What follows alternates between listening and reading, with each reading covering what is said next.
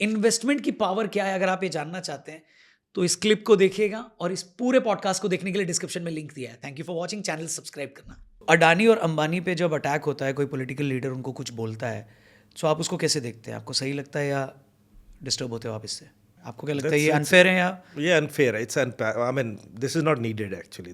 These guys, anybody who is creating something, वो गलत रास्ते से जाके कुछ क्रिएट करने की कोशिश नहीं करता है.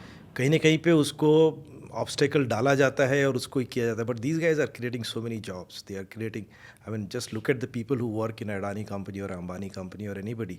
सो वो कुछ है, उसके उनमें दम है, इसीलिए वो वहाँ तक पहुँच पाए. और any entrepreneur for that matter, मतलब छोटे से छोटा भी कोई है तो रिस्क लेता है, सब कुछ चैलेंजेस उसके आते हैं, उसको भी करके करता है.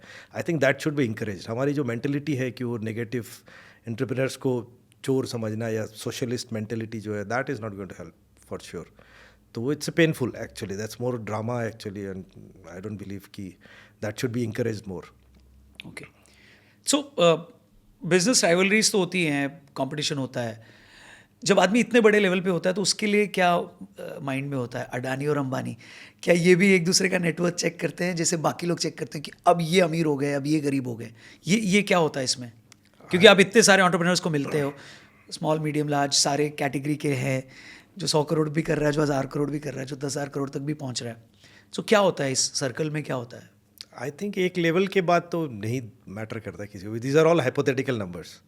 आई मीन स्टॉक मार्केट किसी दिन बढ़ गया, किसी का गिर गया, you know, some people in the Bombay stock exchange और NSE, you know, few people driving the whole market. So वो उसके ऊपर उनका वैल्यूएशन चल रहा है, किसी का भी है.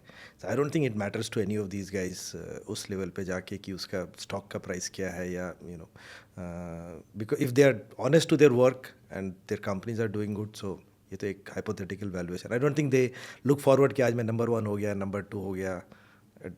I don't think it matters to तो एनी ऑफ दीज. अंबानी और अडानी के लिए अब क्या प्रायोरिटी होगी आपके हिसाब से? आपकी क्या रीडिंग है कि अब क्या करना है लाइफ में, क्या अचीव करना है और बिजनेस में क्या अचीव करना है?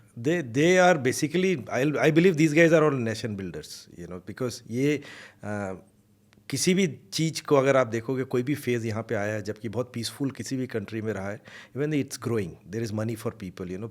अगर सबके पास पैसा हो तो लोगों ये इतने लफड़े नहीं होते, इतने क्लैश नहीं होते. जहाँ पर भी आपको देखोगे कि इन्फ्लेशन बहुत ज़्यादा है या लोगों के पास पैसा नहीं है या economy is not doing good, वहाँ पे दूसरी चीज़ें आती है.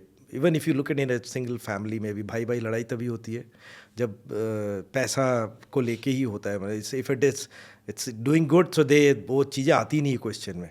सो I think these guys are doing great. I mean any entrepreneur for that matter, not just Ambani Adani, but like over the even Tatas, like say like they excellent, like the amount of job these guys create, that itself is like, you know, they are doing huge service to the country.